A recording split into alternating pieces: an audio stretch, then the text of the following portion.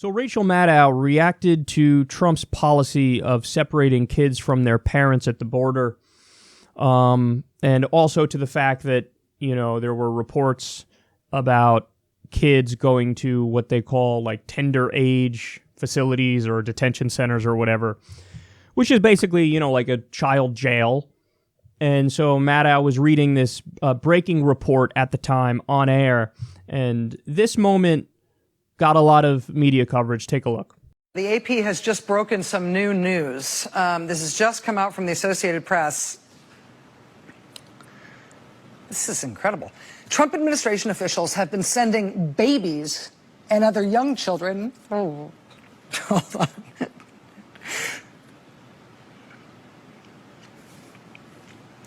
To at least 3.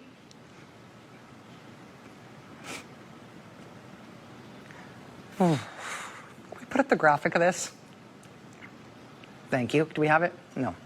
3 tender age shelters in South Texas. Lawyers and medical providers. Just, I think I'm going to have to hand this off. Yeah. Sorry. That does it for us tonight. We'll see you again tomorrow. Now it is time for The Last Word with Lawrence O'Donnell, where he is live in Brownsville, Texas. I don't know how to feel about that clip. I really don't know how to feel about that clip, because I feel like in modern days, Rachel Maddow has kind of exposed herself as the hackiest of all hacks. She's basically the left-wing version of Glenn Beck or Sean Hannity. And I didn't come to that conclusion lightly. This was building up over basically watching her deterioration for like 2.5 years. So I don't trust her anymore. So when I see that, I genuinely don't know if she's just putting on an act, you know, or if she actually means it. Now, if she means it and those are real tears, yes, I feel like the analysis changes a little bit, where I say, okay, this is something that is genuinely outrageous and disturbing, so I get tearing up over it. But again, the heart of the matter is, do I believe her? Do I think those tears are real or not? And I don't know if they're real or not at this point with Rachel Maddow. And by the way, that's not to take away from the policy substance in question here. I think that the policy of splitting up the families at the border, and by the way, they just stopped doing that. The executive order has issues, you know, like I was just describing. It doesn't reunify the 3,000 who have already been split up, and it keeps the zero tolerance policy of prosecution for anybody who crosses the border. So it has massive issues. But they stopped that worst part of it. But I think that genuinely should spark an outcry, for sure. And I think that, yes, the fact that you split up the families and then you take these kids and basically put them in baby jails, yeah, that's not cool either. Listen, I said it at the time, and I got some backlash for it, but I would much rather have keeping the families together and deporting them than splitting them up and fucking prosecuting 100% of the people who cross the border. I think that's way more inhumane than keeping them together and deporting them. And again, I understand that asylum is something that needs to be looked into, because a lot of the people are genuinely trying to escape like drug war violence, and they're trying to do the best by their kids and for themselves and create a better future. So yes, you should evaluate on a case-by-case basis people who are coming in for asylum. But I don't know, does it make me an asshole that I look at what Rachel Maddow did there and I wasn't like, because I saw a lot of people who were like, yes, Rachel Maddow, a moment of honesty and integrity. And I can't help but be fucking cynical and skeptical and see everything she does now through this prism of, I mean, she was just, about the North Korea thing, she was just doing a segment about how it's stupid and crazy and wrong for us to stop our offensive, threatening war games and military drills right on North Korea's border, which, by the way, we have fucking nuclear submarines and nuclear airplanes flying right by their border. It's definitely a provocation.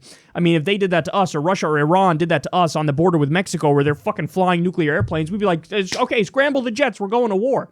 But we do it to them, and she's like, well, obviously that's the right thing to do. Why do I say that? Because Trump might stop it, so I'm just reactionary against him because I'm a fucking idiot. So, she's been so reliably wrong on so many issues recently that I'm out of patience with her. So even when she's right on something, I'm like, okay, fine. But I don't trust her. I don't believe her because she's not on the right side of something for the sake of actually being on the right side of something because she cares deeply about the policy and the implications for real people. It's more of a reactionary disagreement with the Republicans and the Trump administration, which I think is the dumbest fucking thing ever. You know, and just to prove the case here a little bit, admitted what the Obama administration was doing was not as extreme at the border, but a lot of these detention centers were built during the Obama administration, these so-called baby jails. You know, they did call him the deporter-in-chief. He did deport a lot of people, not just violent criminals, which I disagree with deporting violent criminals. He deported a lot of people who were not violent criminals. And it is kind of selective outrage, and that's what gets under my skin, and that's what annoys me, and that's what makes me skeptical of her. Now, having said all that, the sentiment being expressed today is the correct one. It should have been the same sentiment that was expressed during the Obama administration, but at least now people are coming to the right side of things, and there has been a sustained media backlash and a sustained leftist backlash on the ground. And then, yes, as a result of that, I think that did move the needle and made Trump, even though it was a half-assed executive order, it did move the needle a little bit where it forced them to stop the initial family separation. Okay, that's good. But, you know, for me, I wish that this kind of outrage was generated on so many of the issues where not only is there not outrage, there's not even coverage, man.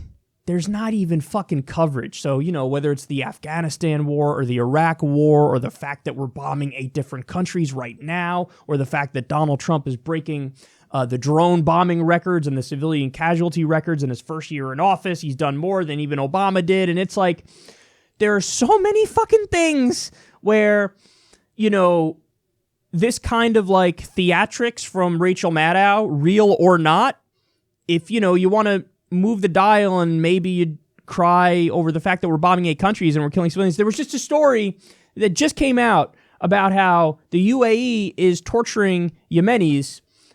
This is part of the sustained genocide going on, the Gulf states apparently, against Yemen. It was Saudi Arabia against Yemen, bombing open-air markets and bombing mosques and bombing hospitals and just blockading the country, not allowing medicine in and whatnot. Well, there was just a story about how the UAE, a top U.S. ally, is torturing Yemenis, and they're also, you know, like raping them with bayonets and shit. Now, just imagine if a little bit of this outrage that Maddow was expressing over this issue, which is genuinely outrageous, but imagine if that was pointed at that, like, oh my God, we're arming these Gulf states and look at what they're doing. Oh my God, we're propping up Israel and we just moved our embassy to Jerusalem, and look, they're doing apartheid and illegal occupation permanently. It's just that there are so many things that deserve this kind of reaction that we're nowhere near getting that kind of reaction. Again, that's not to take away from the fact that I'm happy that there has been a sustained media outcry on this issue. I just wish the outrage wasn't selective and it was objective. And when I say objective, I mean in the sense that we look at policies that are actively doing harm to either the American people or to people overseas or whatever, and when harm is done with our money in our name, our tax money, we go, oh, no, stop that and do it right now. But no, it's very rare little nuggets here and there. Sometimes the outrage totally misfires and it's over bullshit like Stormy Daniels. Sometimes they get it half right, like here in this instance. But I don't know if, bottom line is, I don't know if those tears are real, man. You know, there are old ominous quotes from Rachel Maddow where she talks about how Glenn Beck is a wonderful broadcaster. Now, you're probably thinking, what? Now, to be fair to her, she didn't mean the substance of what Glenn Beck was saying, obviously. But she meant the theatrics of it. She meant like, oh, he's a showman, and I can respect that, and I like listening to his show. That's the stuff that she used to say. Well, this is Glenn Beck's Playbook 101. You want to generate more media coverage? Okay. Maybe shed some tears over an issue or two. Again, we all should be outraged by what's happening at the border. And I've given you guys what my take on that is and what I think the policy solutions are and so on and so forth. But I just don't know if I trust Rachel Maddow anymore. And maybe that makes me an asshole. Maybe it does. Maybe I'm dead wrong on this, and maybe those are genuine tears, and maybe that is the most human reaction of all the reactions that people have had.